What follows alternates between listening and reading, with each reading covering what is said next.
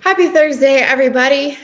I've just been sitting here messing with my technology because I got to be honest, I love technology for so many reasons. And God bless, I hate technology for just as many reasons because I have all of this stuff here that I want to share with you. And for whatever reason, my screen share is not wanting to work on the app that I have. So, fun times. We're going to just pivot and adapt. So today I'm super, super excited because we have a guest that is going to be joining us in just a little while. First, we're going to kind of go over some market data. And unfortunately, instead of showing you, I'm going to be reading it to you because my screen share, as I just said, is not wanting to cooperate with me. But I want to kind of just share some data with you on what's going on in the market, what we're seeing as far as days on market, what homes are going for. I know a lot of people have said, I keep hearing on the news that home prices are coming down, interest rates are going up. You know, what's actually happening? Because as we've talked about on this channel many times before, it is national news that a lot of times you're hearing about and that you're reading. And so I want to make sure that you're educated on what's going on in your specific market. But after we go through the market updates, we are going to have one of my favorite YouTube people that has to do with the real estate industry. I really appreciate her style because she is there's no sugarcoating with this girl, and she is going to call it like it is. She's going to have the hard conversations that a lot of people don't want to have when they're dealing with clients or dealing with, the industry, just because sometimes it can be very hard to have those hard conversations, right? Because it gets uncomfortable and you don't want to say things that are going to rock the boat. But unfortunately, when we're dealing with this, a lot of times that's what needs to happen. And so I am so excited that Kristina Smallhorn is going to be joining us a little bit later on in the show. And I can't wait to hear her take on some of the topics that we're gonna dive deeper into today. But first, thank you guys for joining me today on this rainy Thursday here in Georgia. I never know. I know some of you laugh because if you live here, you see the memes about Georgia's spring. We have like winter, then we have part spring, then we have winter spring, then it's winter again, then it's spring again. And this week it feels kind of winterish again. I'm in like a big sweater and it's kind of crazy. So thank you for joining me. Tell me, where are you guys joining from? I love when we get all sorts of different people from different walks of life and different locations. So definitely let me know where you're joining from and drop a comment. If there is anything that you have to say or you want to know, questions you want to ask, make sure that you go ahead and you put those in the comments, because that only helps us to make sure that we are doing what this video is intended to do, which is get information out to you. And if you missed this and you're watching it later, make sure that you're emailing me and sending me any of the articles that you want read and dive deeper into, or if there's information that you want to make sure that we get out to you, don't hesitate, because that's literally what these videos and this time spent is supposed to be all about, just being your local news thread so that you actually know what's going on in your space. So without further ado, let's see if we can, I'm going to try it one more time, you guys, just to see, did technology all of a sudden love me? And the answer's a hard no. It's still showing this blank screen, so gotta love it. Anyways, we're just going to pivot. We're going to adapt. So right now, what I am looking at on my other screen is the FMLS data. And so FMLS data talks about all of the areas in Georgia. There are a couple of areas that are not included in that, such as further south Georgia, and then a couple of places that like Athens, but we still get some of those here. So it just depends on the different areas. So I'm looking at some of the different counties, and we're definitely seeing trends of pricing going back up. So if I'm going to pull for right now, just because I feel like when I pull the state as a whole, the numbers can get really skewed, because in some places like South Georgia, where homes are a little bit lower in price, that will skew the numbers that are on the north side. And I don't feel like it gives you a realistic expectation of what home prices really are. So I usually like to pull it by county. And so what I'm going to do is I'm actually going to pull Gwinnett County first. Then we can do, Hall County, Forsyth County, anything that you guys want. And I'm just going to look at some of the information. So the average sales price right now, we're looking at in March 2023, obviously we're in April, but this data doesn't come out that quickly. So the average sales price is $401,000. So if you look at January, we had actually dipped down to $384,000. So that has steadily been going back up. February, we were at 389.9. And then in March, we're at 401. So compared to a lot of what you're seeing online and in the news, we're constantly seeing prices continuing to rise. Now, the good news is they're not rising substantially. Like 2 years ago in 2020, they just skyrocketed, and it felt like there was no end in sight. And so with this, thankfully, we've seen a little bit of a gradual, but if we're looking at March or January 384 to now we're at basically 400, you're looking at about $15,000 over the course of a couple of months, which can be substantial. And I think for a lot of people, the reason that it is more substantial is because of where interest rates are right now. So as of today, depending on your credit, obviously, and then debt to income ratios, your interest rates are about 6.25 to 6.5. You're somewhere in there, just depending on your credit. So I had this question recently of, what does my debt to income ratio, how does that play into my mortgage rate, my mortgage rate that I'm going to be getting with the home that I purchased? And that's an interesting question because it plays a huge role. If your debt to income ratios are too high, number one, they can actually just decline you a mortgage altogether and then you won't qualify. Or if your debt to income ratios are high, but they're still within the limits, then what's going to end up happening is you're going to be paying a higher interest rate. And sometimes you can actually have penalty fees that you're having to pay at closing as part of that, because you're a higher risk. If you lost your job tomorrow, would you be able to cover the mortgage while also covering the other debts that you already have? As the lender, that's what they are looking at. I'm not the lender. Please do not take all of this as me telling you what you should and shouldn't do as far as mortgage goes. Anytime you get ready to buy a home, I strongly encourage you to talk to a lender first and foremost, because as you've heard me preach on this channel, the only way you're going to really know what you can afford, not what you're qualified for, but what you can afford, is to talk to a lender. And a lender is going to be able to help you look at, okay, you've got a car payment, you've got child support, you've got alimony, you've got credit cards, you've got school debt, whatever it is that you have, they're going to be able to look at that with you and then back you into, okay, so realistically, this is what you would be comfortable with from a monthly payment standpoint. What does that then in turn look like for a purchase price? So if you tell them, I'm comfortable at $2,000 a month, that will give them good information to know that, okay, well then that really looks like, $300,000 or $315,000. And they can run your debt to incomes and see, is that a comfortable place for you? So that plays a huge role. So $15,000 increase since January in Gwinnett County, just as the average. But then interest rates, obviously, since January have kind of done this, right? There's no steadiness to it. So that's going to be something for us to, really look at. Hi, Attack from Buford. Hi. Oh, and Betty from Dawsonville. Love Betty. She's so sweet. I love when we have visitors from all over the place.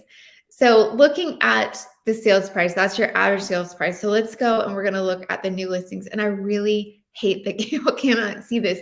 I may go back into this and try and tweak this and put some of the screenshots up. Had I known technology was going to hate me today, I could have put some of these on a screenshot and then they would have definitely been up. So I apologize again. So with new listings, we dipped hard in January. Hard. I mean, if you could see this line, it's like a cliff fall. We had kind of been all over the board. This kind of is looking back a year, and we had been all over the board, but then from December to January, it was like a cliff dive. And so we've actually come back up now. So we're looking at, in March, there were 1,200 new listings that came on the market. And you have to keep in mind that this is all price ranges across the board. So anything from $1 to well over $1 million, that's kind of what we're looking at here. So 1,200 new listings is a good number. It's still not enough to help swing the pendulum the other direction. And so we're still needing new listings because currently we're still in a buyer's market. I'm sorry, a seller's market. In order to swing to a buyer's market, we would need to have more inventory. So if you're looking at homes for sale right now, currently there's less than 1,500 on the market. So what does that tell you? If 1,200 new came on in March, but then there was only 1,500 on the market, that means that most of the homes that had sold from the month, or most of the homes that were listed from the month before, had gone under contract. So now we're looking at pending sales. We've gone up significantly in those. So December, we were at 599 pending sales. Then January, we were at 846. Now in March, we're right under 1,000 at 987. So that's a really good number that for homes. Keep in mind, again, this is just in Gwinnett County. So closed sales, again, rising. Everything is rising since January. And you have to keep in mind here for Georgia, Georgia's market is very cyclical. So I'm sure real estate is cyclical everywhere, but for Georgia specifically, when we're looking at Georgia, we're looking at kind of wintertime is relatively quiet. December usually actually is a very busy month. I don't know why people always think that December is always going to be a quiet month. And unfortunately, it's just not that way. And you have a couple of factors that go into that, in my opinion. So a lot of people, if they're going to move, if they have to make a move, December is an easier time because it's kind of this transition time where kids are out of school. You could possibly take a little bit of time off of work and you're able to get moved in, get the kids registered for school, and then they're going to go back in for that second semester, kind of just like a new beginning for them. Then you also have some of the investors who they have tax money that they have to put somewhere. Otherwise, they're going to be, or they have money that they have to put somewhere, or they're going to be taxed on it. And so as of December 31st, they've got to put that somewhere. So a lot of them end up using December as the month that they go out and they purchase an investment property. Or if you have a 1031 exchange, getting that in. So the other factor that plays into it is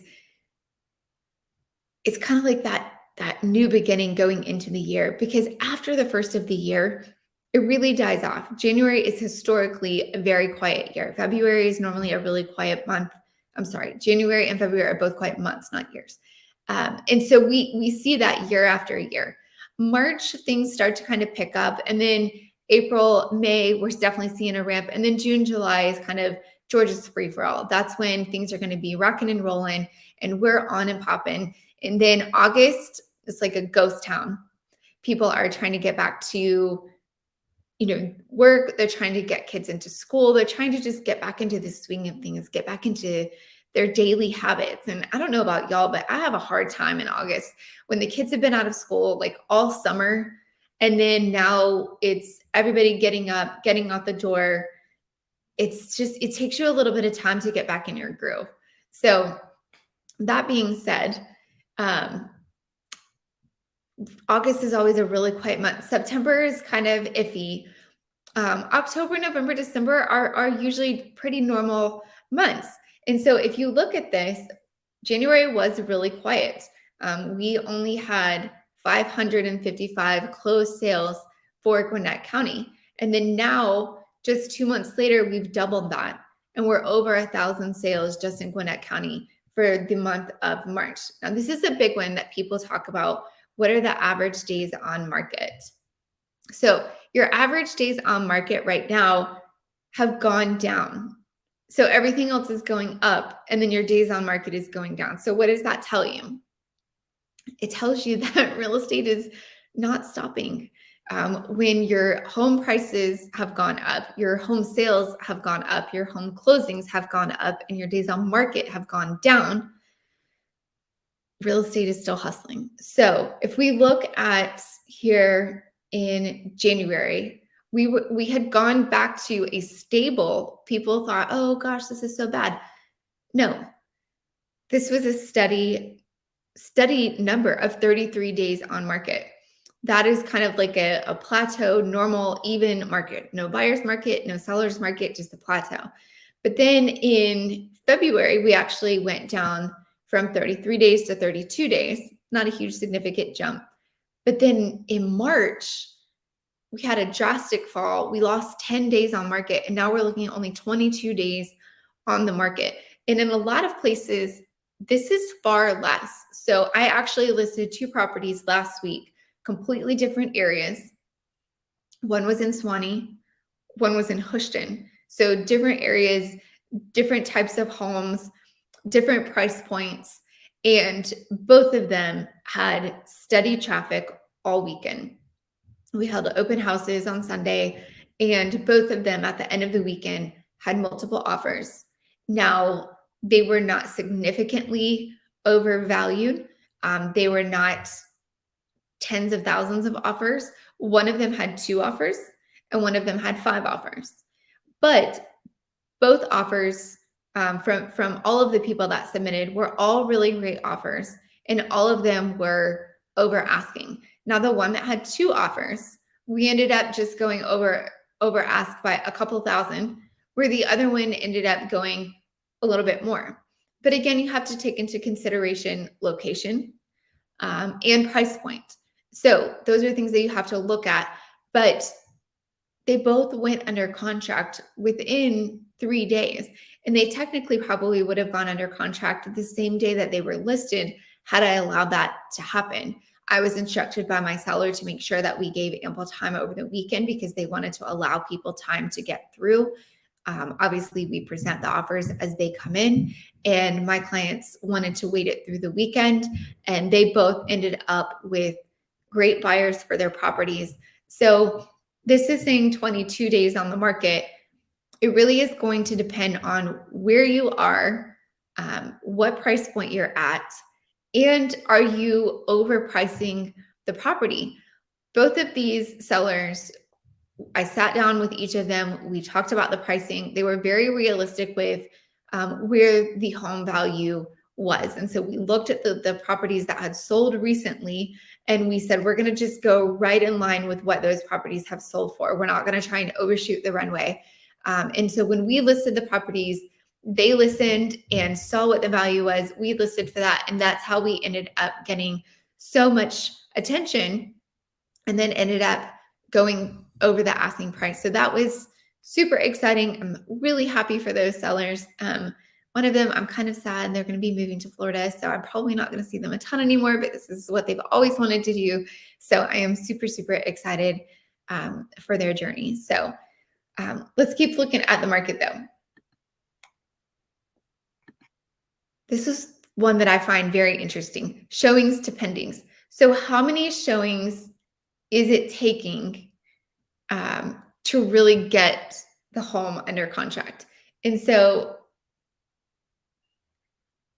in March, it's saying that it takes about 19 showings to get to pending. Again, I feel like that number could be misconstrued because we had probably 19 or 20 showings on both of my listings, but that's because we were allowing them. So you have to take that with a grain of salt, but I do think it's very interesting to think of. I don't know if any of y'all are from the 80s like I am, but The how many licks does it take to get to the center of a Tootsie Roll Pop? That's what this makes me think of. How many showings does it take to get me to a contract? Anyway, sorry, I digress. But in November, we were looking at only 12 showings. So that's where I tell you the market definitely goes up and down, because if you look at November and December, we were only at 12 showings. Then January, we jumped up to 17. February, we were up to 20, and now we're down to 19. So that gives us a lot of information. Price per square foot. That's something that a lot of people ask me about.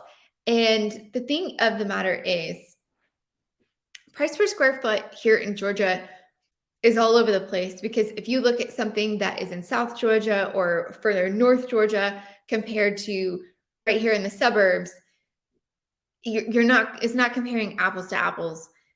So that's something that you really have to take into consideration, because I know a lot of people are like, well, the price per square foot is supposed to be this. You have to use this loosely, but right now, price per square foot, we're looking at $175 price per square foot. As of this time last year, ironically, we're looking at $174. So we're up $1 from this time last year if you're looking at year-over-year trends. Anthony, my man, given the increased demand in the market, are sellers less accepting to offers with contingencies? For example, if you have a home to sell first before buying another home. That's a great question. And they definitely can be. So most sellers, especially if they're listening to their realtor, they should be looking at the offer as a whole. So they might see that you have a home to sell contingency, but then if they look at the fact that perhaps you've done your due diligence and you've gone ahead and gotten pre-qualified, not only pre-qualified, but pre-approved. So you could potentially, if you've already gone through the approval process, you could potentially waive your financing contingency because you really don't need that piece of it. The piece that you do need, and why you would keep the finance document exhibit in there, is because you need the appraisal. So we would do a short appraisal, we would do a short due diligence, waive the finance because you've already talked to the lender, you've sent them your documents, they've pulled your credit, everything looks great. And so that way you have your home to sell contingency over here, but then we're balancing that by doing other things and putting other things into the contract that are appealing to the seller. And so another factor of that is whenever I go and show a property. So Anthony, let's say you and I went and looked at a property, you like it, you know it's perfect for you and the fam, and you're like, yep, let's do it. My first thing is going to be to look at comps. And then my second thing is going to be immediately call that agent, the listing agent for that property, and ask them, what's the seller's story? How quickly do they need to be out? Do they have kids and they need to finish out the school? School year? Would it be helpful if we closed earlier and then gave them a little bit of time to rent back?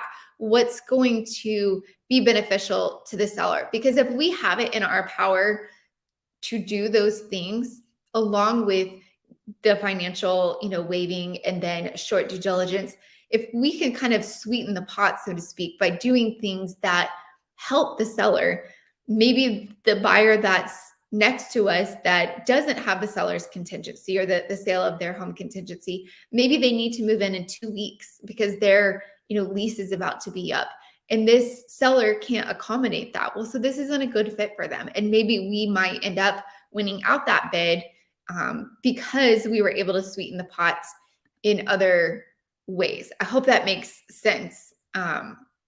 So that's why I feel like it's always really important to have the conversation with the seller's agent as to what's important to the seller. Because if we can make those things happen, do they have a preferred closing attorney? Have they already started the title process with a specific attorney? I have no problem going with a specific attorney if they've already started run title that they're comfortable with. If they need a specific closing date and we're able to accommodate that, or if they want to close and have a couple of days back temporary occupancy to make sure that things are packed up. Anything that we can do within reason to sweeten the pot for the seller is going to help us kind of counteract the fact that you have a selling contingency. Now, that being said, we have had some situations where a seller is not accepting of a contingency for the home to sell because the buyer's home wasn't actually on the market. So this is where it can get a little bit tricky. And one of the homes that I was just telling you guys about, they're buying another property. And when we submitted an offer, we had the home to sell contingency. But I told my buyer, I said, there's a strong possibility they may not take our offer because your home isn't even listed on the market yet. The problem was, as soon I knew that the home that they live in, the neighborhood that they live in, as soon as that home hits the market, it's going to be sold immediately. And if we didn't have somewhere for them to move to, now they're virtually homeless. They have nowhere to go. And that was their greatest fear. And why we were looking at properties before selling theirs is because if they have nowhere to go, they don't want to sell. And this is what, Anthony, you and I have actually talked about this, the cycle, the ugly cycle, because a lot of people aren't selling because they don't know where they're going. Well, so then that keeps inventory down. And so then no one can buy their home. And so there's no home for them to go to. And it's this vicious cycle of buyers and sellers not wanting to sell because they don't know where they're going. But then the next seller won't take their contingency because their home isn't listed. So we did go ahead, and what I've done is we went ahead and took photos. I told them, stage the house, get it ready. We went ahead and took photos, had those in our pockets ready to go. And so I told this other agent, I said, look, we need to get this house under contract in order for them to list their property because it's going to sell within 2 days. And I pulled all of the information about the property, showed her some of the other properties that had sold recently in that neighborhood. And I sent those to her and said, look, all of these you can see went under contract extremely quickly. And my clients are just scared of being homeless. So I sent her the photos. I sent her the address so that she could see where price point wise we were planning on listing. And I showed her how we were, planning on doing the listing live and making sure that we got as much out there as possible, the open house. And so with that, they ultimately felt a little bit more confident and were able to come to terms, and we ended up making it happen. So that was really exciting. So I hope that helps and answers your question there. So let's see. Months supply. See, this is where the issue lies and how we still do not have enough inventory. So October is kind of when we peaked as of, yes. So September, October, we had 2.5 months of inventory, which that is still very much a seller's market. However, it was finally starting to get us up to where we had a little bit of inventory, a little bit of people being able to go and look at a home before, making an offer, and maybe looking at a couple of homes and making an educated decision. However, we have gotten back down. Currently, we are at a month and a half. We only have a month and a half of inventory in place. And so with that being said, we're back to the multiple offers. We're back to not having enough homes for buyers to make an offer on. And so that is what is ultimately driving home prices to stay elevated. And I know a lot of people keep saying that they're going to just wait for prices to come down. Unfortunately, I don't see that happening here in Georgia anytime soon. And interest rates are, staying elevated at 6%. Thankfully, they are kind of hovering and staying right in that 6%, and they're not continuing to increase. So that's really good news. But there's just a lot of factors that go into it. Anthony, did I answer your question on all of that? I hope it made sense. I kind of rambled on a little bit about the different options and different factors, but I just wanted to make sure that you kind of get an all around good picture of, what that's going to look like if you're thinking about listing your home. I do suggest going ahead and getting it ready, and then that way we can take pictures and we can have it ready to hit the market so that if you do find a home, oh, good. If you do find a home, that we're able to literally get it on the market the next day, compared to if we're shopping for a home, you think you find the one that you like. Now you're going home scrambling, trying to get the house ready, get the photographer out there, get everything done, get it on the market. Whereas if we went ahead and did those things on the front end, you could kind of relax a little. We've got everything ready. And so that when you do find the house that you like, we could just bam, hit the market, and start going from there. So I hope that all made sense. So looking at these, we're going to pull Forsyth County, because that's another one that is really popular, just for the simple fact homes are a little bit more affordable. So let's look at the sales price there. And actually, right now, homes are actually more expensive in Forsyth County. And I'm looking at kind of why. There's more new construction currently going on in Forsyth. So we're looking at $565,000 as the median home sales price in Forsyth. So let's look at the days on market there. Drastically down, 12 days on market. So things are going very, very quickly in Forsyth County, which is exciting. Forsyth County is one of those areas that has been growing exponentially. I don't know if you guys have seen or not, but they Homestead is a new restaurant that's at oh gosh, what's it called? They just opened it over there off of if you go through downtown Cumming, it's an adorable downtown Cumming area. And it's got Homestead, which is a new restaurant. And it actually just had its grand opening last weekend. It's kind of farm to table. And then they have a rooftop bar that overlooks the amphitheater that they've done there. It's going to be a super exciting time. So I'm really excited to see. They've already got a ton of shops there. So I'm really excited to see what this draws for Forsyth County and for Cumming in general. They've got a little miniature golf course. It's super cute. So I am definitely excited to see what all happens with that area. Then on the other spectrum, there is news that Forsyth County might be building a new area that's going to be right there off of the Highway 400. And they're looking to try, if they can get this passed, it's already been passed through 2 stages. Now it's got to be passed through the final stage. And if it's approved, they're looking to build a huge arena. They're trying to, I think, rival something similar, not exact, but similar to how you have the Brave Stadium and you've got the Battery around it. And it just brought like an experience where used to you had to try and navigate traffic getting into Atlanta to get to a ball game.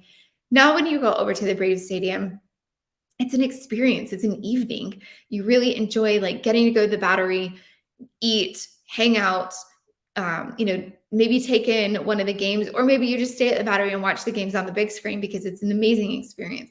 So they want to try and bring a hockey team, because what happened in Atlanta, Georgia, our hockey team left. they left us. And so they're trying to bring that back. And so if they can get this passed, they're going to try and get a hockey team and get an arena going. So that will be interesting. I will be following that and seeing what all that is going to play out to be, because that could bring some really good money and finances over to Forsyth County. And I know that there's some mixed emotions with the people of Forsyth of, do they really want this? Do they not? You're always going to have mixed, people as far as it brings good money to the economy. At the same token, the flip side of that is going to be, it's bringing more people. A lot of people were asking, well, will there be any type of, transit, or, are you going to bring MARTA out? And they've said that, no, they're not going to be doing those factors. If you're not phoning a friend or calling an Uber, then, you need to be driving yourself. So that'll be an interesting thing to watch. I actually have that on my Instagram. So if you want to take a look at that, you can go on there and take a peek at what they're proposing. So in Forsyth County, for new listings, we're looking at 348 new listings. So that is not a lot of homes on the market. Homes for sale, we're only at 349 homes for sale. Y'all, that is so little. There's like no homes for sale. And then pending sales, we're looking at 285 pending sales. So that's definitely interesting numbers there. Closed sales, we're looking at 315. So we're doing really well, but we have to get more inventory. We have to get more inventory. So I'm going to kind of pivot and shift a little bit here, going over to some of the things that we had talked about before, actually last week. And I was hoping that maybe my screen would share, but nope, still hating me. So one of the things that we had looked at before was the information about President Biden sharing with us that he is going to actually be increasing, fees for people with good credit. And I had so many people coming out of the woodworks with this about their comments and just their take on things and what was going on. And it was very interesting to see, because some people 100% agreed that this is not the way to create affordable housing. This is not how we should be going about this. And then other people were like, it's $40 a month. If you can't afford $40 a month to help somebody else get a house, then maybe you're not a great person.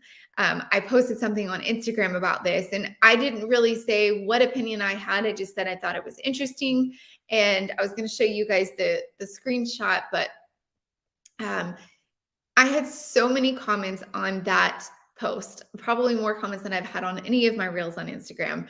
And again, some people were, I can't believe that. It's socialism coming to the housing market. And, there's so many ways that we could create affordable housing, but this isn't the way to do it. Then other people were completely going at war with them, of course, because that's what politics do, right? So then the other side of things were, again, share, if you can't spend $40 to help somebody else get housing, then, who are you? So it just created this very open dialogue. And so that's what I love about this, is I hope that this creates open dialogue. I also hope that we can have respect for one another and for people's different opinions. I'm not going to get into the political side of it. That's not what this is here for. But it is interesting to me that there's been so much backlash, because God bless, I hate that I can't share this with y'all. But I'm looking here, and it says the Senate GOP slams perverse Biden rule forcing people to share the wealth. And so experts have said under the rule, people with credit scores in the neighborhood of 680 or higher would be paying another $40 per month on a $400,000 loan or above, because that is their way of being able to allocate those funds elsewhere. Basically, you would be paying so that these people over here don't have to. So if you have a lower credit score, or you're not qualifying for as high of a loan, then you would be decreased fees. You wouldn't have to pay as many fees. But then over here, when you have, saved, you've paid your bills on time, you've done everything that you're supposed to, now it feels like you're being punished. So I would love to hear in the chat what your thoughts are. Again, being respectful of everybody's opinions. But it is a really interesting take, because for so long, I'm 40 years old, and I've always been preached to about the fact of making sure that you have good credit, making sure that you're paying your bills on time, making sure that you're doing everything you can to save, thinking about the down payment for your house one day. We're always telling people to save for things. And now it seems like it's the total opposite. If you pay or if you save and you pay down too much, now you're being punished, because they're also talking about the fact of, if you are putting 15% or more down, then you might be punished for that. So it's still up in the air. However, it is set to start next week on May 1st. So, Betty, I think it's ridiculous. um, Betty, at what point will they stop digging into our pockets? Well, yeah. Anthony, I think an alternative could be that banks, lenders could absorb the fees for lower credit borrowers. That would keep things equal for all home buyers. That's an interesting take. It is. So what do you think that would look like for banks or lenders to absorb the fees? My thing was, if you're continuing to raise interest rates, which could potentially help some of these borrowers, why are you then putting out fees to people? And, I feel like the interest rates are another good way to help them. You totally cut out an entire class of people by raising interest rates so high when inflation is already at its highest. Our home prices went up substantially the last couple of years. And so now you raise interest rates, but now you want to combat that with this. Like, it doesn't make any sense. Naomi, that's the place where the Homestead restaurant Ashley mentioned is located, if anyone was interested. Yes. So that being said, I just don't understand their thought process. It says the GOP bill would repeal Biden policy forcing people with good credit to subsidize. Just for the simple fact, this has gotten so much backlash from all sides of the coin. It's not just one side or the other. It's completely everyone. So it's a very interesting situation. And I don't know what we're going to see moving forward. It is only $40 a month. It is only for specific loans, and obviously 680 or more. So it's not going to be for everyone. However, it is to a substantial amount of people, and I just don't think it's being received well. It hasn't been received well by mortgage lenders. It hasn't been received well by the real estate market as far as agents, brokers. It hasn't been well received by most of the public. There is a handful of people that encourage that, we should all just get along, and good for them. Anthony, let's see. I guess the mortgage with a low credit bar is harder to sell to institutional buyers due to higher risk. So the bank is charging more to cover the risk. I'm not sure what the resolution is. I agree. And that's exactly it. Is a lot of times the mortgage with a lower credit, or maybe you have higher debt to income ratios, you are looked at as more of a risk. And so how do you compensate for that? How do you make that work so that everybody is still in favor and nobody's getting played as like favorites, so to speak? But the fact of the matter is, you earn that credit. And that's what I think is so frustrating to a lot of people, is there are people that have spent years making sure that they paid every payment on time, that they paid off their card, that they paid off their loans, that they've paid off, they're trying to do a lot of things in cash. They're trying to do things the responsible way.